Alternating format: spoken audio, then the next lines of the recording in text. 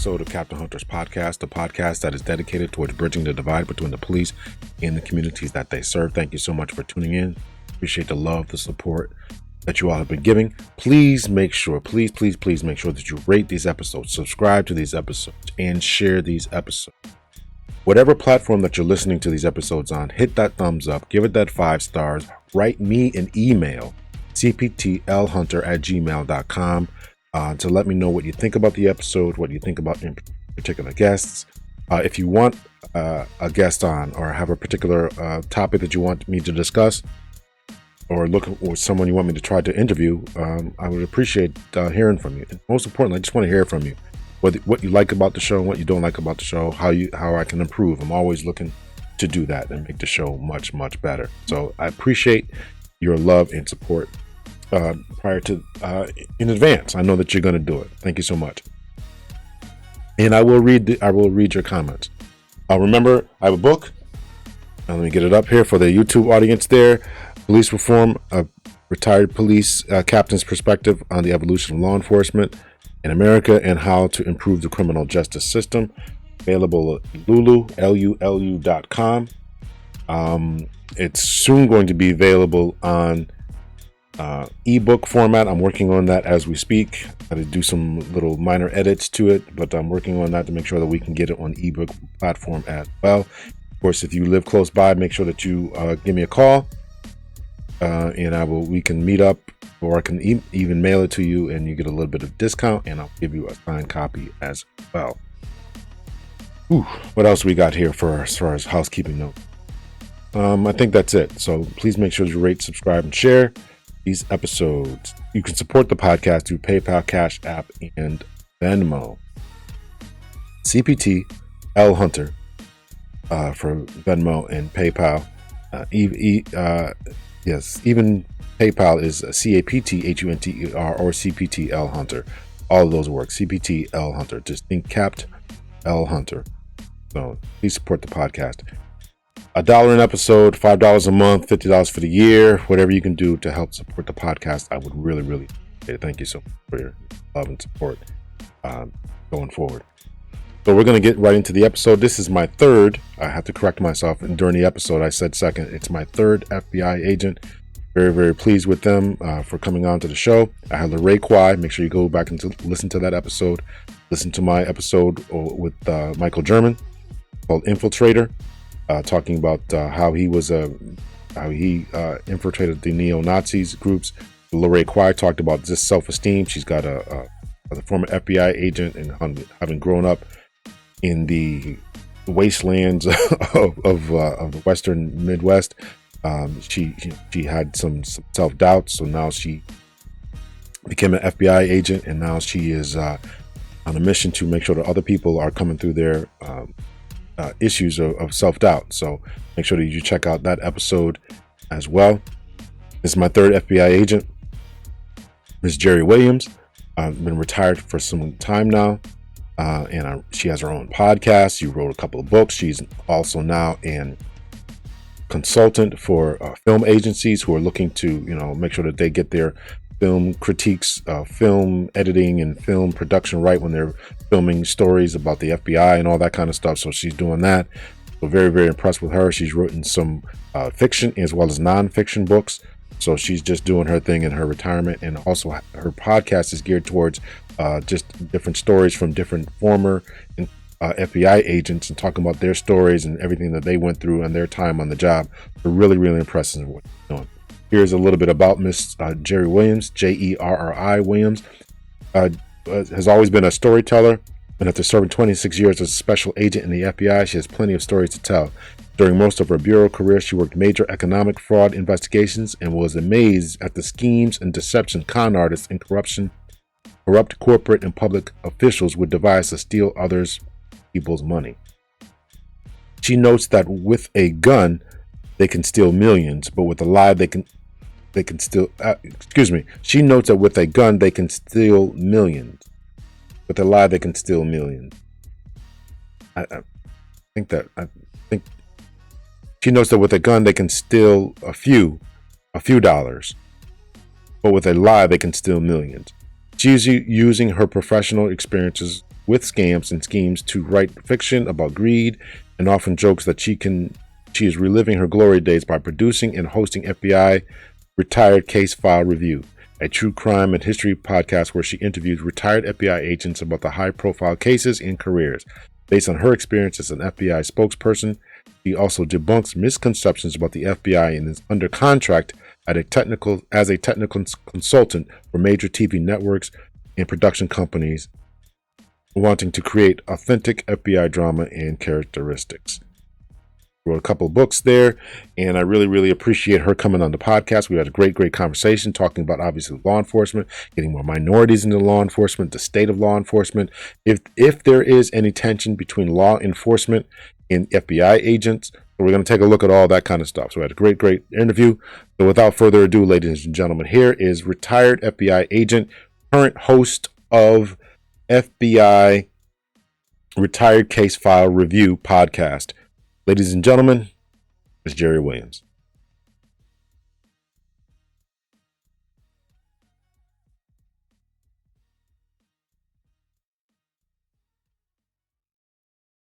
And thank you so much for coming on Captain Hunter's podcast. I really, really appreciate you coming on. Appreciate you, as former FBI agent Jerri Williams. Thank you so much.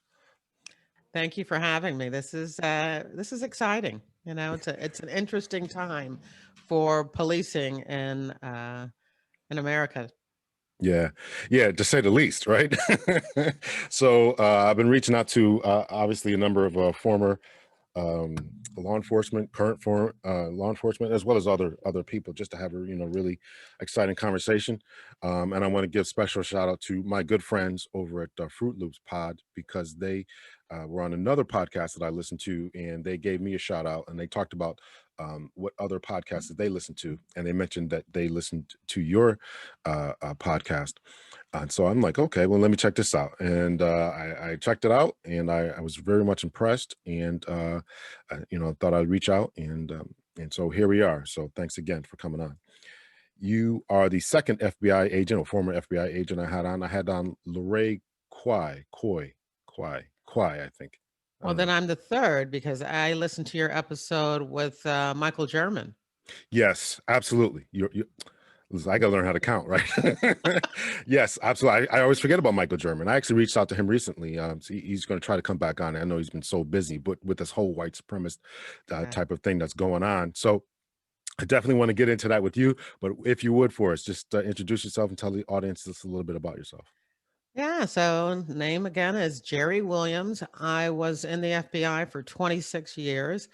I specialized in economic crime, which are your frauds, your Ponzi schemes, your advance fee schemes, your business to business telemarketing frauds. So I did that for the majority of my career, and I loved it. The thing about dealing with con men is that they always think that they're the smartest person in the room. And when I walked in, was they always underestimated me. So I kind of really enjoyed that. Um, what I like to say when people think about, the type of things I did, and they think about violent crime and all the other kind of more sexy type investigations, I like to say that when you talk about bad guys, when you with a gun, they can steal hundreds of dollars, but with a lie, they can steal millions. Mm. And so that's why I enjoyed doing the type of cases that I did, because they were major dollar figure cases. So now, after I retired, I started this podcast, and it's actually been 5 years that I've been doing the podcast. I have 223 episodes where I speak with fellow colleagues, other retired FBI agents, about some of the FBI's biggest cases and smaller cases that you've never heard about. Absolutely. That is absolutely fantastic. So let's start at the top here. So what made you decide to want to join the FBI? Oh, that's a great question, because I don't know if I ever really decided to join the FBI. I was in Newport News, Virginia. I'm from the Hampton area. I'm really an Air Force brat, but my father retired after 21 years at Langley Air Force Base, and we were in Hampton. And I got a job after college. I went to Morgan State. And after college, I went back home and I got a job in Newport News as a juvenile probation officer. working with kids that were, doing drugs and breaking into houses, prostitution, all of that. And I really enjoyed the job, but I was really too young. I was in my early 20s, right, right out of college. And, trying to keep these kids on the straight and narrow. I was somewhat successful, but I spent a lot of time parenting their parents, and many of the parents had actually been on juvenile probation, when and so many of my older colleagues had their parents on their caseloads, and I knew I was going to burn out. I knew I was going to burn out. I was feeling burned out after 3 years, and even though I loved the job and I loved the kids that I was working with, I knew I needed to do something else. I was a psychology major. I was definitely using psychology and therapies and training, with my kids on my caseload and again with their parents. But I just knew I was going to burn out. It was such an emotional job to work with these troubled kids, and again, coming from troubled home lives. And so I started looking around, and one day I saw this newsletter that said that the FBI was looking for women and minorities. And I had never, ever thought about joining the FBI before. I mean, it was like, what? Mm. And so I thought, I'm going to give the number a call. And the recruiter who answered the phone, I remember him to this day, Randy Waldrop. He recruited me. I mean, he wanted me. Mm. I mean, once he learned about my background and then I met, the basic qualifications, and then he spoke to me. We talked on the phone for about 45 minutes. And by the time I got off of that phone, I knew that I was going to apply for the FBI. And it wasn't that far fetched. I mean, probation, law enforcement. I mean, I was traveling all around Virginia, visiting the kids that I had on my caseload, at the different reform schools and group homes throughout the state, many of those lockup facilities. And my roommate from college was, when she graduated, she was a social studies major. She became a police, very much used to the concept of policing. So, um, yeah, I thought, let me do this. Plus, and this is a major, I'm being honest, this is a major part of my interest. I was doubling my salary. Well, So listen, what that I that was that that making as that a juvenile probation officer, when I became an agent, I doubled my salary. well, that's a good reason, quite honestly. It's one of the good reasons. Um, yeah. So, wow, that's actually pretty interesting. I don't juvenile probation officers make pretty good money, don't they? At least here in Connecticut, they do. They make pretty good money. I think it's like social work. Social workers are not paid anywhere near the amount of money Mm. they should earn.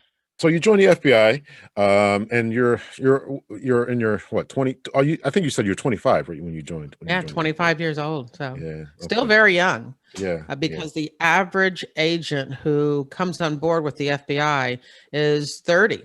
So I was still about 5 years younger than the majority of the people in my new agent training class at Quantico, Virginia. How was that the training experience? I know when I talked to Lorraine Quai, she said that the instructors tried to intimidate her and everything like that. How was your experience when you went through the FBI Academy? I think it's I think it was pretty much the same way. Mm. Um, Now remember, this was back a long, long, long time ago. No, I it wasn't joined that the long ago. FBI. It wasn't that Oh, it was. long I joined the FBI in 1982. And although women had been in the FBI for 10 years at that point, there still hadn't have been a lot. We have 56 offices throughout the country.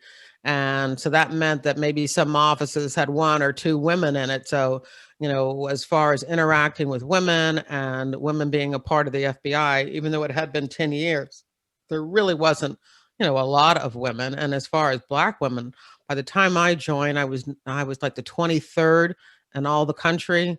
And so, the people weren't necessarily used to having women in the FBI, especially minority women in the FBI. Even today, there's only 1% of, of the FBI's ranks are black women. So, it's not, 1%. it's not a lot of us there. Yeah, And yeah. Do you know what the percentages are? Do you know what the percentages are of I mean, how many FBI oh, it's agents are there? sad, very, very sad. So the number of African American agents in the FBI it's around 4%. The same thing for Hispanic agents, it might be around 5%, but it's not that great. Well, that's certainly one of the things I want to talk about in law enforcement. When you think about traditional police officers, I was one of the recruiters from my department, went to different churches, colleges, and barbershops, things like that, trying to recruit black officers. How do we get more black FBI agents? What would be your suggestion? How do we do that? Yeah, I think it's the same thing. I think the FBI is doing a decent job of recruiting and promoting and their ads and the things that they do. But I think the bottom line is that let me just say this: at the end of every episode, I ask my guest, my FBI agent, retired FBI agent guest, when did you join the FBI and why? And almost every last is because they knew somebody, that somebody that was in the FBI saw them, met them, and said, hey, have you ever thought about becoming an agent? And so it was a one on one interaction with someone. And so if that is the major way that people learn about the FBI and decide they want to be an FBI agent, then it has to be on every single agent in the FBI if they really want to increase the levels of minorities in the FBI, to reach out when they see these and say, recruit them, say, would you like to become an FBI agent? Would you like to go out for, coffee? Can we sit down? Can I talk to you and let you know what we're all about? And so an ad, you know, that they see in a magazine or that they hear, on Facebook. But if people come in because of one-on-one interaction, then that's where they need to put their energy. And that's what I do, Hmm. on my podcast is trying to bring people in and, show them who we are and what we do. Yeah, yeah. So that's really interesting. Do you think that the history of the FBI, J. Edgar Hoover, the COINTEL program, do you think that puts the kibosh on people's minds, particularly Black people, minority persons, as far as wanting to become a member of the FBI? I'm sorry, but I didn't hear you. You're gonna have to repeat that. There was a lot of buffering. The COINTEL program, the history of the FBI, COINTEL program, infiltration of the Black Panthers. Do you think that stops many African Americans from joining the FBI even today? I know what you're talking about, but you're fading in and out, and I don't know if it's me or if it's you. Um, but yes and no. I think that the history of the FBI, people's knowledge of how Hoover treated, Black leaders such as Martin Luther King and other civil rights groups, is disturbing and certainly something that people need to, consider when they're looking at the FBI. But I think that's almost everything, in our past. I mean, there's a history of of racial injustice and racial inequality in this country. And the only way that that's going to change is if we, as minorities, and fight for our place in these organizations. And so, I can understand that people would look back on what happened in the past, but is that what it's about right now, today? Is it about the past, or is it about what we want moving forward? And if you're looking if you're looking to for reform and moving forward, then that's something you want to participate in, because the FBI is always going to be here.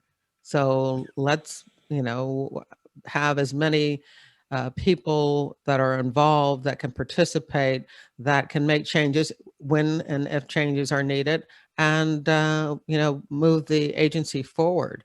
I think that, to me, is the main goal. You know.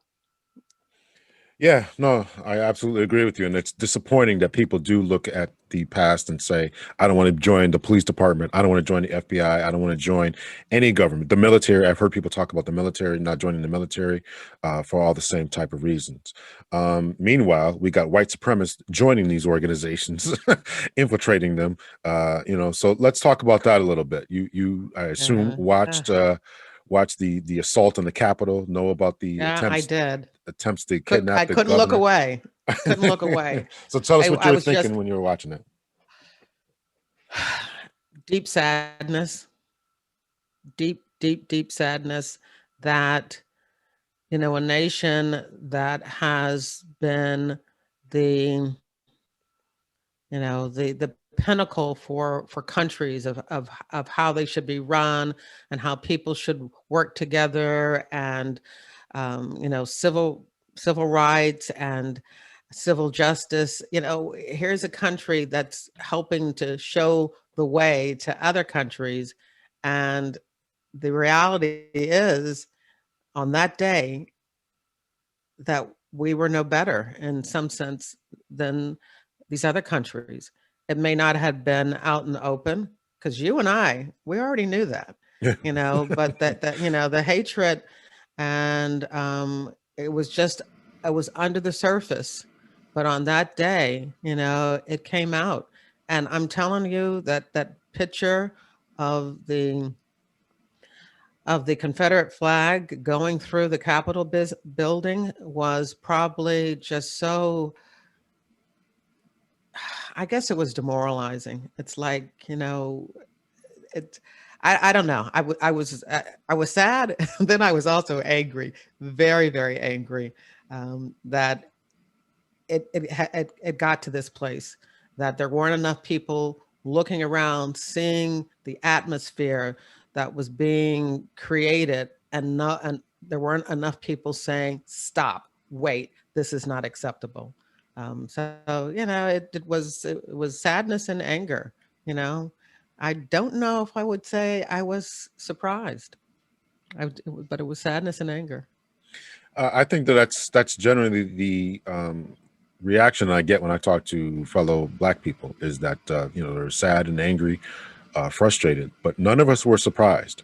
Right. None of us were And I surprised. would also say, even in the sense of, you know, these people who were saying that they were fighting for their country were fighting, police officers. And so I hope it was like a wake-up call even for the law enforcement community, that people who claim to be behind law enforcement and to believe in law enforcement may also be using, that institution in itself to help with their own causes. And I hope it's a wake-up call for everyone, because I know many people in law enforcement who could hear what was going on, could see what was going on, and were trying to deny it.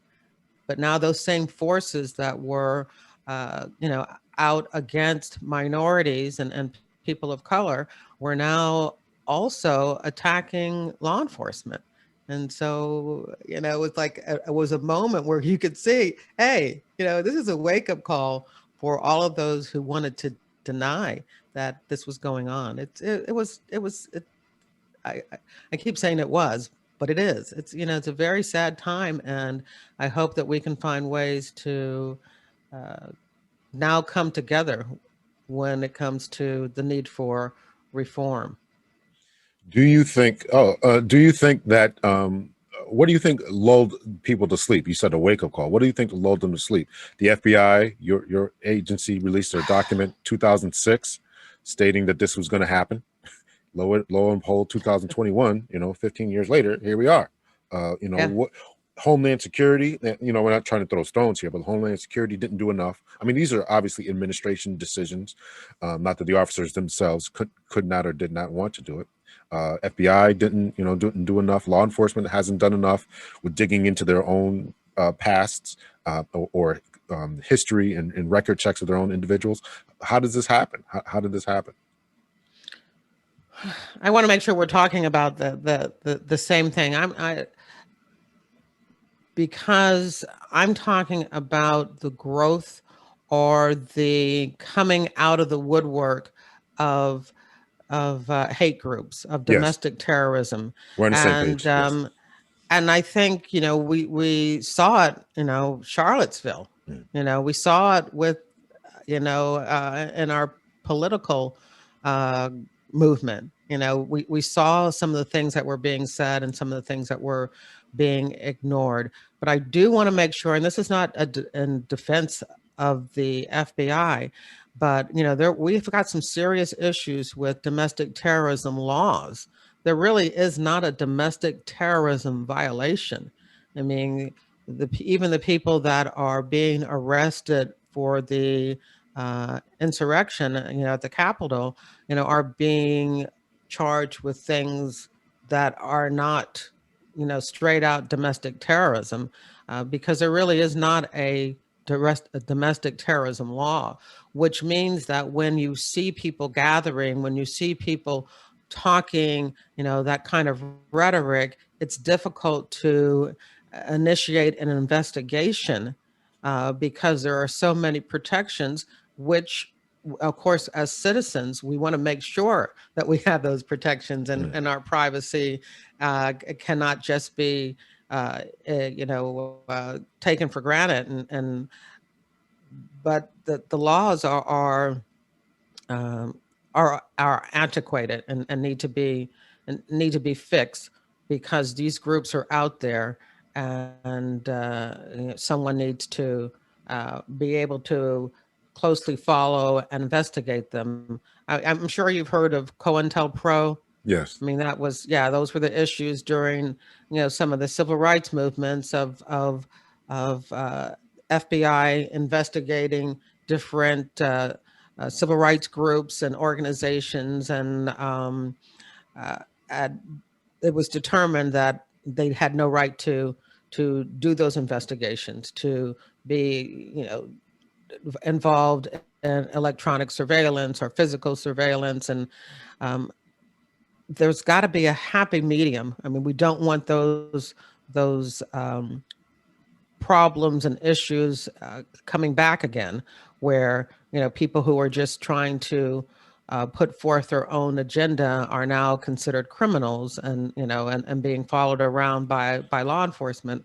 But when it is obvious that the rhetoric is acting towards a violent end or a violent means, that we can be able to begin and open up investigations and take action. So Many people are calling for something similar to go on today with the COINTELPRO to, more infiltration of these types of groups. You listen to the episode with Michael German, what he was doing. People want that more. I want that more. Quite honestly, I think if they broke up, what we were doing, break up what these guys are doing. mm-hmm. You know. Well, the laws were changed so that you couldn't do it anymore. And so now there's got to be a happy medium where, maybe it would be a situation where you have to go through, a court, and like the FISA court, and have somebody look at what you want to do and be able to show and prove, that all the elements have been met, that would allow you to engage in these type of investigations. Something needs to be done, because, you know, I hope I'm wrong, but, it just feels like we're going to have another Oklahoma City, or something major, or a Unabomber type, individual, lone wolf individuals. Something else is going to happen soon around the country somewhere, because those people who believed, have these beliefs, they're still there.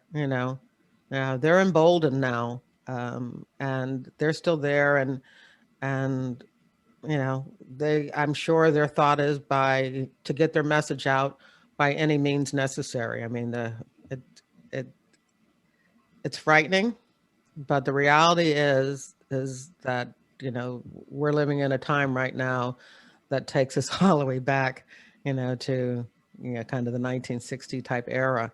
As far as people demanding their rights and people trying to stop them from getting their rights. Yeah. No, it's definitely sad. You talked before, you mentioned a little bit about police reform. So, rewind a little bit to a year ago or so, almost about May of 2020, we see the George Floyd Breonna protests. As a former law enforcement officer, what was your thoughts when you saw, the George Floyd incident and then the resulting protests? What was your thoughts? Again, I mean, watching that video, I can't imagine any human being, and I know there were some, I know there were others, who didn't feel the same way, but to watch that video and just see the total disregard for life was just heartbreaking, heartbreaking. And I truly understand, people coming together. It was beautiful because it was a time period in our country where it wasn't just, you know, uh, Black people, African Americans saying this is wrong.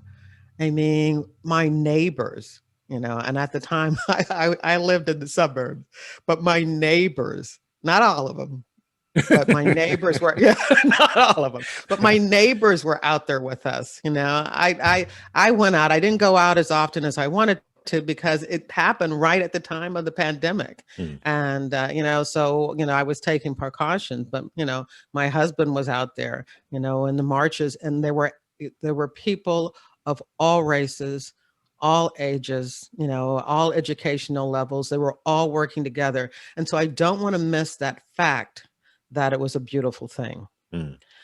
But for me, as former law enforcement, and I did go out to like I said, I did go out to a few events, but then I started to get uncomfortable because in the same breath of fighting for racial equality and justice reform were people who were also fighting for uh, you know, disbanding the police, and I'm not talking about defunding the police. I truly understand what that is about, and it's about taking money that could be used for other resources, such as, mental health and all of that. I understand that. I'm talking about the people who wanted to get rid of the police department altogether.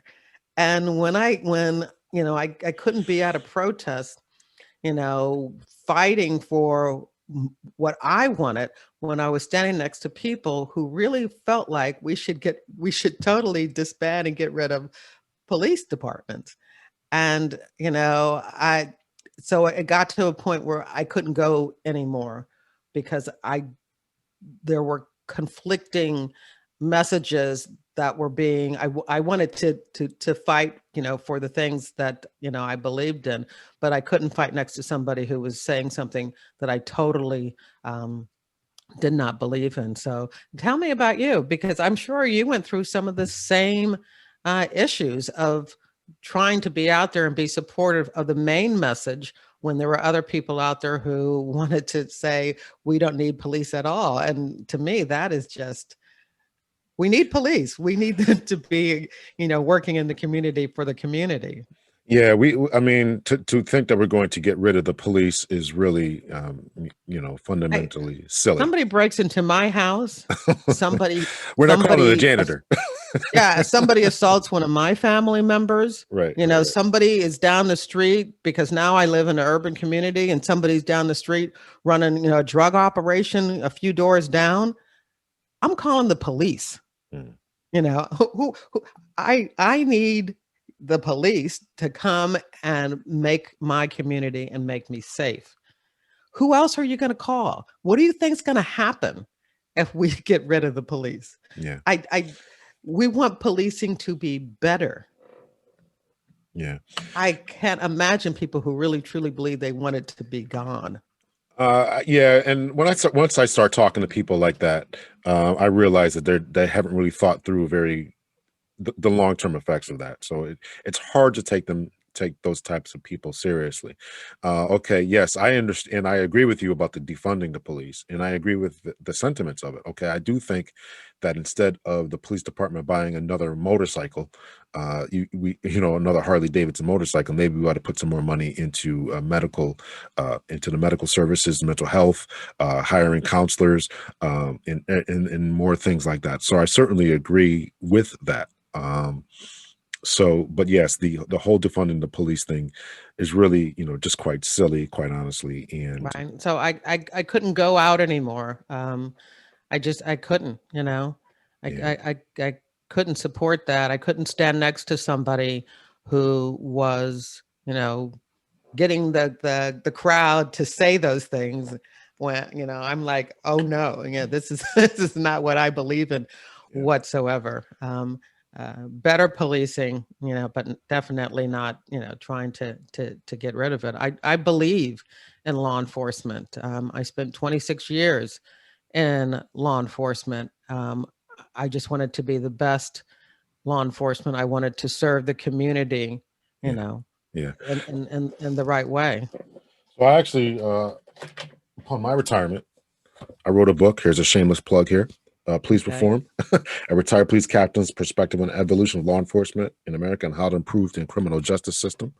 So so I wrote a book about it, just my own thoughts. I do plan to do a second edition sometime this year, Mhm. just kind of expanding upon it. I really talk about just the policing, but I want to get into more the defunding police, into the corrections aspect of it, and so I want to expand upon what I wrote about already.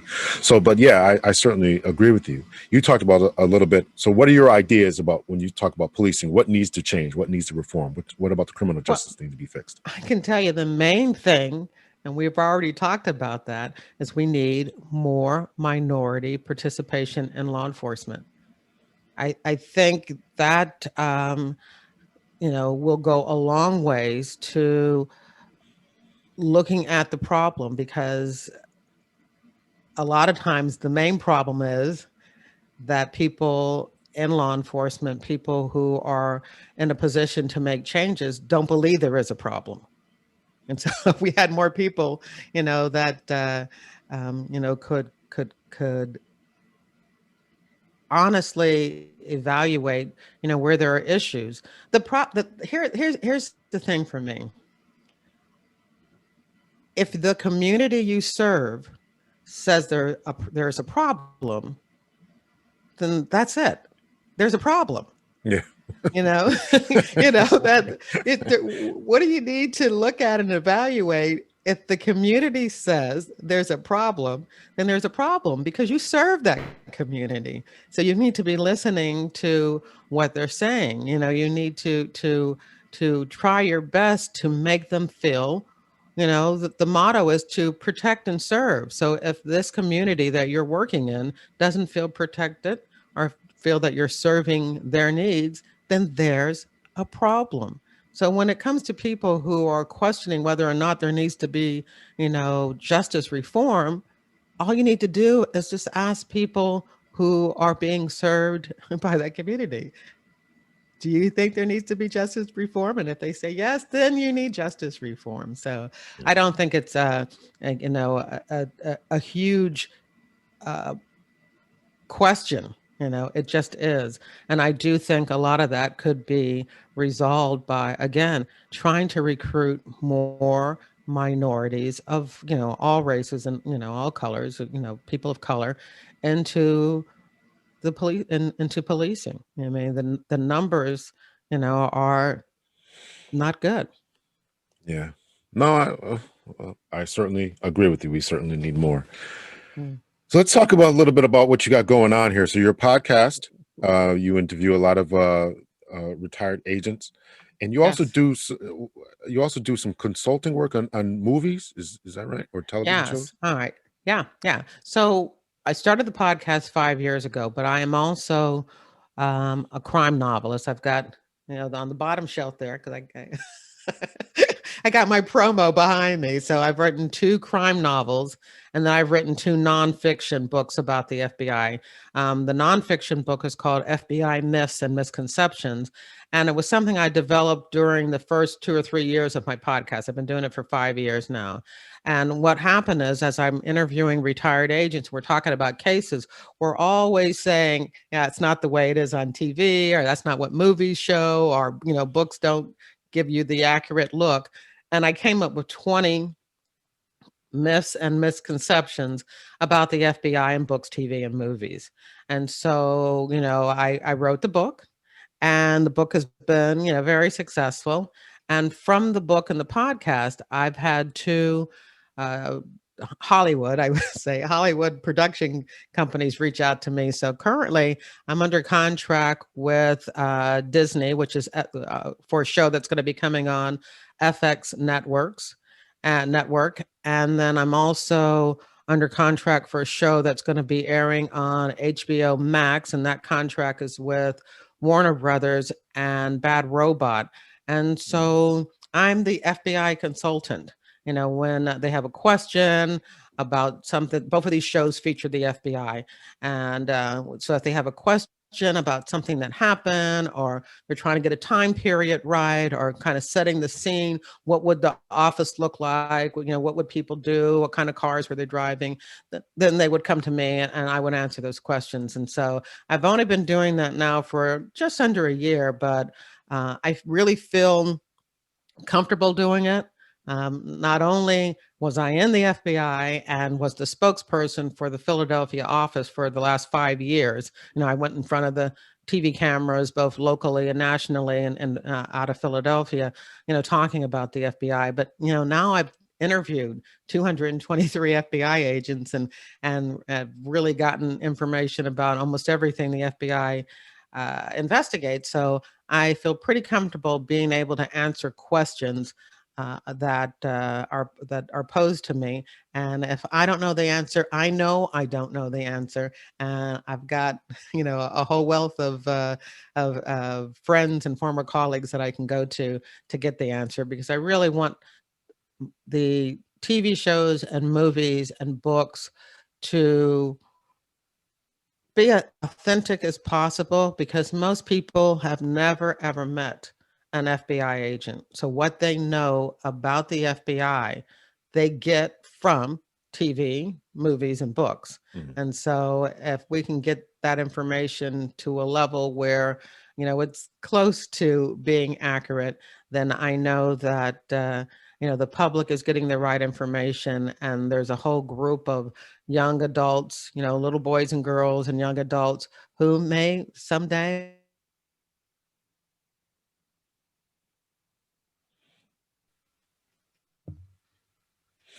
Yeah, you froze for a second there. Um, so yeah, that's actually very fascinating. And you did a review of a movie that I haven't watched yet, that I didn't even know there was a movie out about the Jim Comey. What's it called? Jim Comey something about Jim Comey, and how he interfered, and I'm putting out in quotation marks, did another investigation about the 2016 election with Hillary Clinton and all that. You wrote a review about that. Was that review for a news magazine, or just your own personal review about that? It was on your website there. What you were going in and out again, so I'm sorry, I couldn't hear what I Your did. A review of. Jim Comey's the Jim Comey movie. Oh, yes. Yeah, Yes, I did a review of, what was the name of it? The Comey Rules? Was that the name of it? I think so. I got to look it up again. I haven't watched the movie. The Jim Comey something. Jim Comey. Streaming services.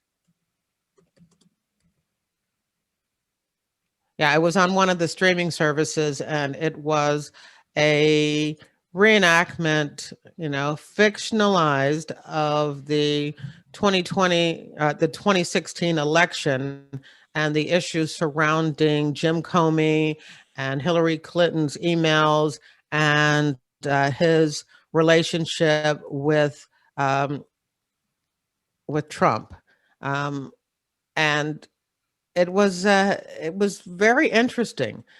I thought it was um, I thought it was fair. I don't think that the FBI came out looking, you know, perfect, and I thought they presented most of the um, of what happened accurately. I was amazed by some of it because, and I hope, and I hope they took some creative liberties, because I was shocked that so much of the investigation they appear to occur in FBI headquarters, because I can tell you that is not the case for most FBI investigations. They occur in the field with an FBI case agent, being supervised on a squad. And the way this was portrayed, it was like they were sitting around a table doing this crossfire hurricane investigation right there at FBI headquarters. So again, I'm not sure if that is accurate. I haven't read any nonfiction books about how that actually occurred. I mean, the only person who could write how that actually occurred would be, reading an FBI agent who was there at the time reading their book, and I haven't done that. But it was an interesting show. That showed the FBI's resistance to interference from an administration, from other branches, the executive branch of our government, because we're in the Justice Department branch of the government, and there really should not be any interaction or interference between those branches. That's why we have three separate ones, the legislative, the judicial, and the executive. I hope I got that right. You did. You did.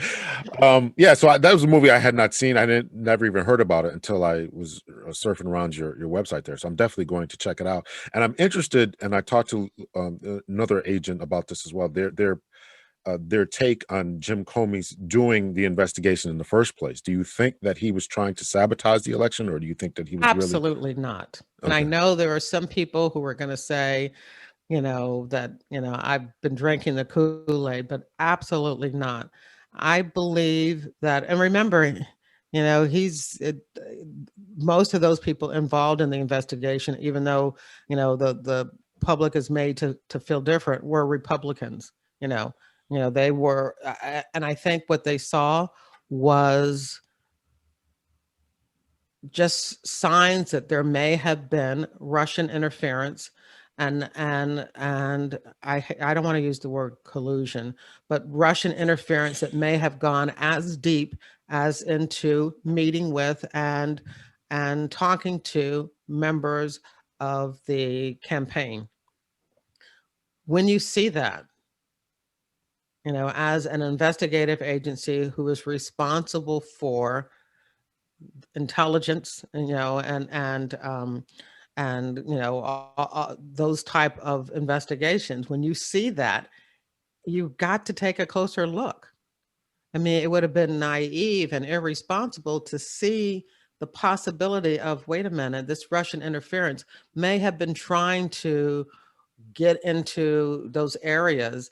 Then you have a responsibility of looking. You have to do it within the legal guidelines. You can't step over guidelines. You can't miss something. You can't add something. You can't not look at something. And especially at such a high level, it's got to be perfect. And was that investigation perfect and totally done the right way? Well, some people will say no, and that's where it became the issue. But the motivation, the predication, which is a big word in the FBI, to at least take a look, appears to have been there. And I think that was the initial interest, the initial reason that they began looking into this was valid. And I don't think it was politically motivated whatsoever, no matter what their personal feelings, which again was just a huge mistake and unacceptable. That that stuff became part of the public view of this case. Um, no matter what, that the initial look into what was going on, I believe, was truly valid from what I saw. I probably should know this, but I don't. Is that an investigation public? Can people read that now? Well, yeah, the results of the Mueller investigation Yes, is yes, yeah, basically yeah. yeah. Okay, Of course, a lot of it has been redacted, has been blacked out. You can't see some of the things, but yeah, that investigation was investigated, and yeah. and it is still being investigated. So you can take a look at some of those issues, some of the problems that did come up because of the investigation. But what I'm talking about is the reason that they began looking at it in the first place. I from what I could see, definitely, what's going on here. Let's take a closer look. I think was more than valid. Yeah, I got halfway through the Mueller investigation and then I got busy, so I'll have to go Yeah. back and finish that. That was actually a good read. I mean, besides the few redactions, there weren't that many from what I recall. But I actually was very very surprised at what was going on, all the different connections and all that. So I do have to Yeah, they were finish that. there. Those Yeah, connections were there. yeah, Now, was it a conspiracy? Doesn't look like it was. right, It right. may have been an issue of, well, I'm not even going to go into that. I'm not going to evaluate what has already been evaluated by professionals. Mm, I think people want to, put their own spin on it. It's right there. yeah, It's right there. And that one thing that everybody who's taken a look at what happened has not questioned is whether or not there was reason to begin an open investigation. That has been validated that there was. mm. Very good. And that's all, yeah. And then one last thing. And remember, that's all that we do as the FBI, as in our law enforcement investigations. Somebody provides an allegation, and if we take a initial look at it and it appears that there may be some validity to that allegation, then we have a predication. We can look at it and see that there is a reason for us to take a further look, and so that is valid. You have a valid allegation that you can see deserves a better look. Some cases, are you take it to the very end and somebody goes to jail. Some cases you do your investigation and you find out that the allegation did not meet the elements that you need to charge somebody, and then you move on to the next case. Mm, very good. To your books, there you wrote a couple of fiction books as well. Are they Yeah. So okay? I have a crime novel with a very flawed female FBI agent I call Carrie Wheeler. And she is on a Philadelphia corruption squad where she investigates, con men and corrupt officials. And so I have two books in the series. I'm working on the third now. If I could just spend some time writing and not have my time all divided up with the podcast and the TV consulting. But one day I will. This year I will get that done. But I love crime fiction. I love watching the TV shows about crime stories. I love movies about crime stories. I just finished watching this weekend the new Denzel Washington. I had to uh, turn it off. Oh, it was. Oh, did you like that? you didn't like it? Oh, I didn't like it at all. Well, I didn't like it at the end, I didn't. It very end, was which I won't talk about. But when okay. at the very end, something happens that just would never happen in real life. The guy getting in the car and going off with the killer. Okay, I didn't finish it, so What made you stop earlier than that? well, we just talked about, when you're watching, law enforcement shows, how you know that this wouldn't happen, that wouldn't happen, and from the beginning, I'm like, this wouldn't happen, that wouldn't happen, this Oh wouldn't well, happen. the beginning of him being the beginning of him being a small town. He left the department. He's gone to a small town, and now they're going to let him hang out with them. Oh yeah, that would Yeah, I never was like, happen. yeah, I was No, like, what is this? no, So no. I'm struggling at that point. I'm struggling at the very beginning when the woman is in her car and she gets out of her car. And it's, why did you get out of the car? You just keep driving. Well, So I I was think it lost at was the beginning. because the light. No, I think it was because the lights were on at that place, and she thought it was open. And so, and really, that is, for a fact. Wait a minute, for a fact that when you are being followed in a car, they tell you to go to a well lit, safe place where other people are. Well, that's true. All right. So when I'm she not sure if I initially would have pulled up, stopped. I'm not sure if I would have stopped though. I just kept driving. I don't. And did she know she was being followed? That wasn't clear. That wasn't clear because she was. well, yeah, well, she knew this car kept bumping into her, and yeah, well, she knew definitely the car was targeting her. She definitely knew that. And so instead of being out on the dark road where this car could, you know, you know, do something to, push her off the road, she decided to go to a well lit place where other people were. But unfortunately, it was well lit, but there was nobody there. So I was okay with that. But see, that's what happens when we in law enforcement watch this stuff. We do critique every little bit of it. And we're looking for ways like, oh, that wouldn't happen. I've gotten to a point now because I wrote the book, FBI Myths and Misconceptions, and about cliches. And now that I'm doing this work, um, I'm a little bit more open to just letting it go. But there are times, like at the very end of the movie, they ruined the movie for me because of something that the detective did that just wouldn't happen, and that Denzel did with him that just wouldn't happen. That it was like, you guys were going okay until you got to the very end. All right, I'm gonna go back and finish it because now you got me intrigued, and I just everything with Well, no, you're only going to get angry. okay. No, no, the end of it is so implausible. So this would not happen that you would be like, no. But yeah, from the very beginning, the fact that he just goes there to pick up some evidence and now all of a sudden is working with them daily on this investigation that was totally not would not happen. There is no reason for them to be there for the integrity of the case. It is implausible that they would allow him to participate.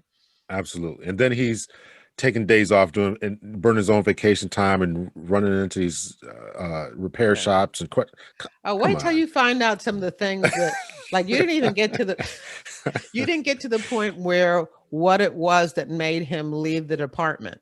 Okay, I didn't There's get a to there. secret. Okay. When you find out what the secret is, it is dramatic. And as a person who just enjoys, who has no law enforcement background, it is definitely, a climatic point like, oh, that's what happened. That's why he left.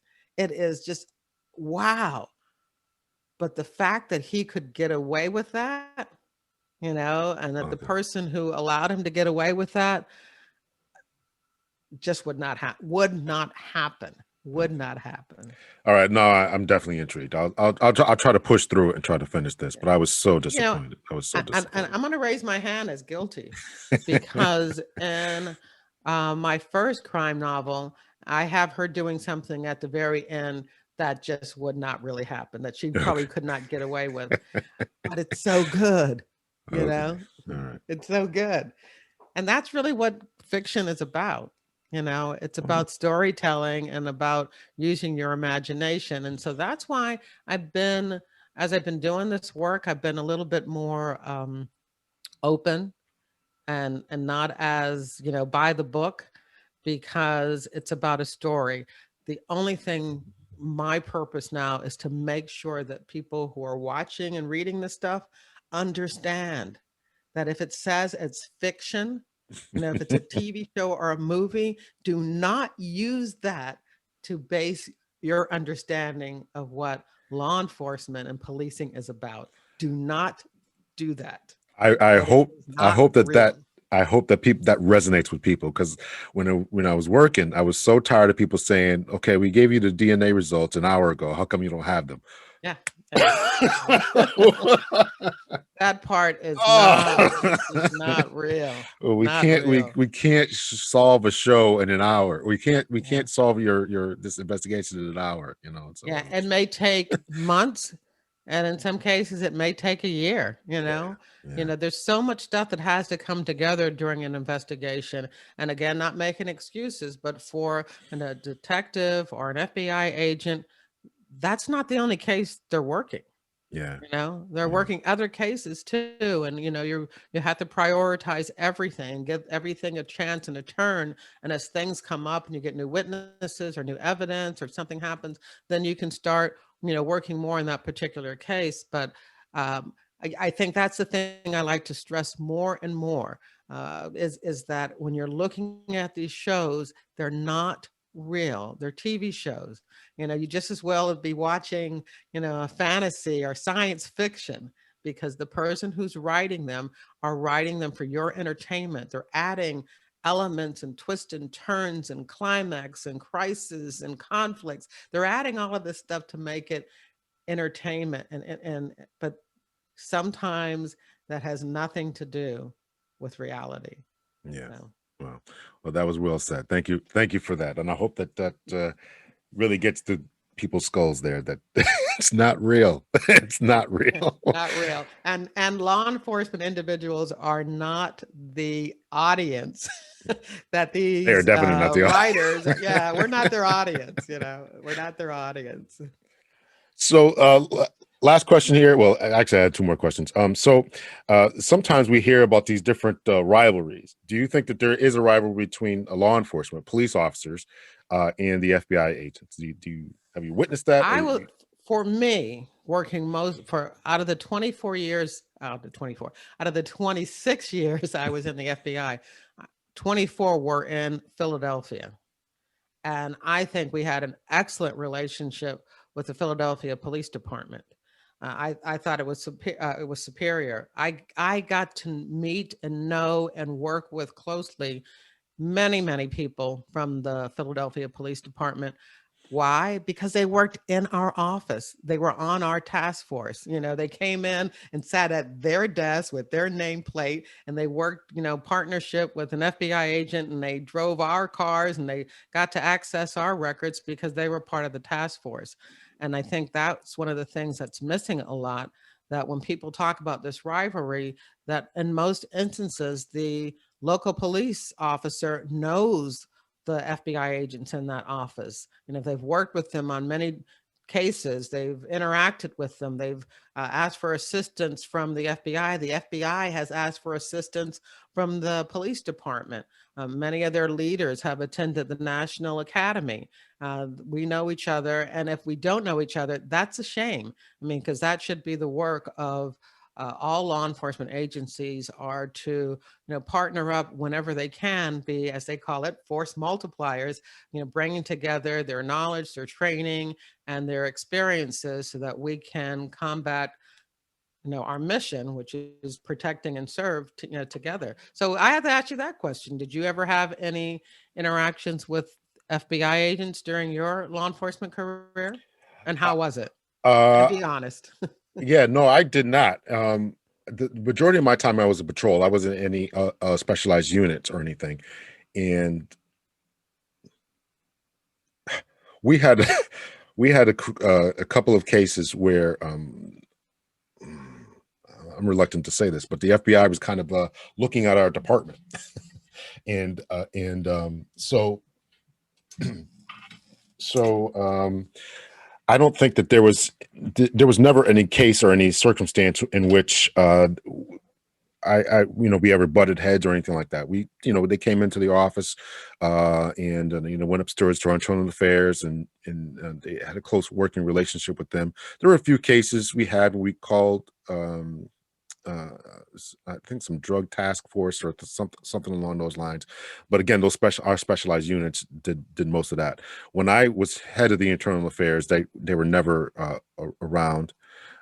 But we never, Which is there a was, good thing. yeah, which was definitely a good thing, So I can't say that we ever had a negative interaction with them. I mean, we had a couple of agents come in one time, and they were standing at our front desk. We offered them, come inside, and gave them some coffee and things like that. So I do think that we should have, that type of working relationship. But I was never, intimately involved as you were just Yeah, addressing. and I would say, there at one time in Philadelphia, they had a whole squad that was, doing police corruption Right. and looking at Philadelphia police department different units, mostly the drug units for corruption and of course, when it comes to police brutality, and those are usually investigated by the FBI, and they Yeah. can cause some friction in the relationships. Mm. But again, if you're already established those relationships, if you're already working together, that makes it a little easier when you have, the FBI come in and start, evaluating or investigating some of your officers, which, I can't understand how somebody could be resentful of that, because if you've got some bad apples in there and it gets to a point where it becomes an FBI investigation, you want those people out. You don't want those people in your department. That's an excellent point. And we had a case. Yeah, I'll mention this. We had a case where we had to somehow this officer ended up getting in some type of trouble. I don't know if it was tax trouble or something like that. So the FBI came to him, and he actually wore a wire. And so, so he's walking around us with this wire on that we didn't find out till later on that he had on. So we're like, you know what, you rat. But at the same time, we're all kind of like, they didn't get any dirt on us. There was nothing. There was nothing. There was one guy that they ended up. There's a big long story. There was one guy that they ended up. He ended up resigning. He made some racial comments or something like that. But there was no. We weren't stealing drugs or beating people and all that. All that kind of stuff. So they didn't have anything, which was good, and certainly didn't. But the fact that one of our own would rat us out to the FBI, we were like, come on, man, what's up with that? But we were also proud of the fact that there's nothing to find here. So Nothing to find, yeah, nothing to find, nothing to see here. I yeah. think for the bottom line for me is I believe in good law enforcement. Mm. I believe in good community policing. I think it's necessary because there are people who are not going to do the things that they should be doing. There are people who are not looking out for the best interest of everybody in the community. I believe that all of our communities need to feel safe, that when people go off and come home from work, they should feel like they don't have to worry about being shot. People that are hardworking and earn good money should not have to worry about somebody stealing it. When we have our children are outside playing, we need to know that there's not going to be some predator out there ready to abuse our children. And the people that help us keep us safe and protect us, it's law enforcement, police officers, it's FBI agents, it's all those people that are working together to keep us safe, and we need them. And I would not want to live in a world that there was not policing and law enforcement. There was not somebody making sure that people, followed the rules, followed the law. What we need is to make sure that everybody who is involved in those agencies are looking out for us, looking out for everybody in every community. And if there's not, then we need to address those people and demand that those people get out of law enforcement.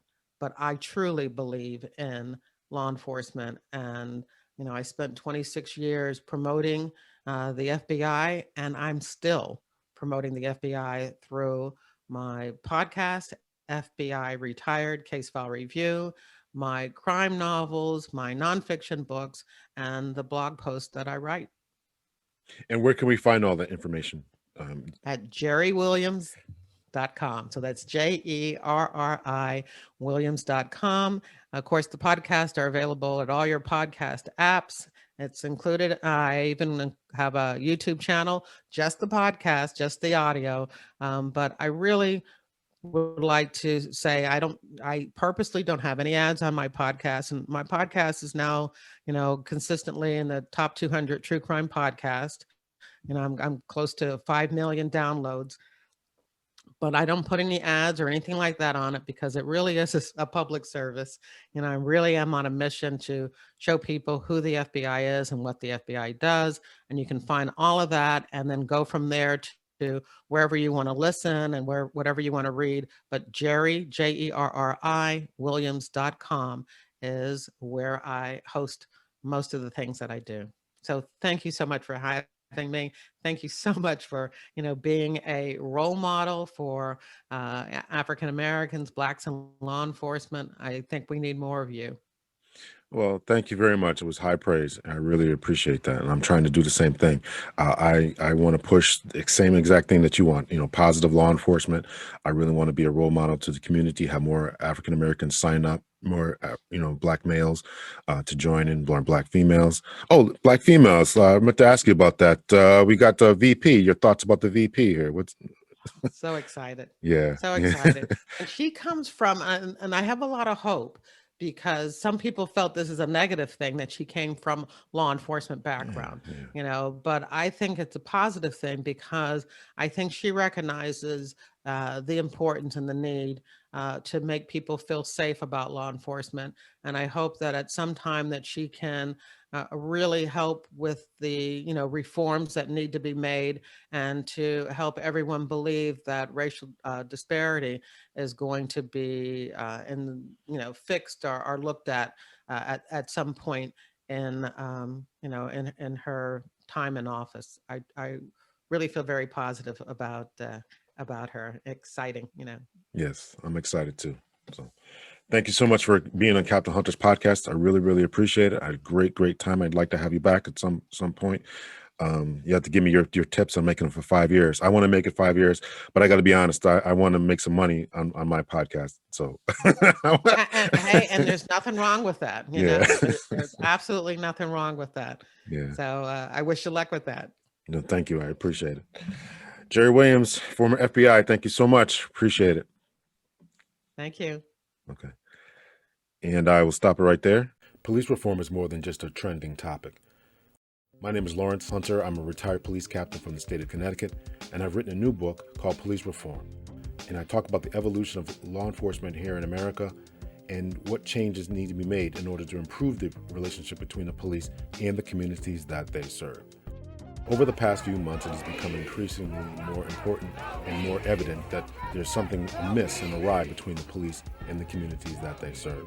So whether you're about defunding the police or defending the police, if you're about Blue Lives Matter or Black Lives Matter, no matter what side of the fence you happen to sit on, make sure that you pick up your copy of Police Reform today.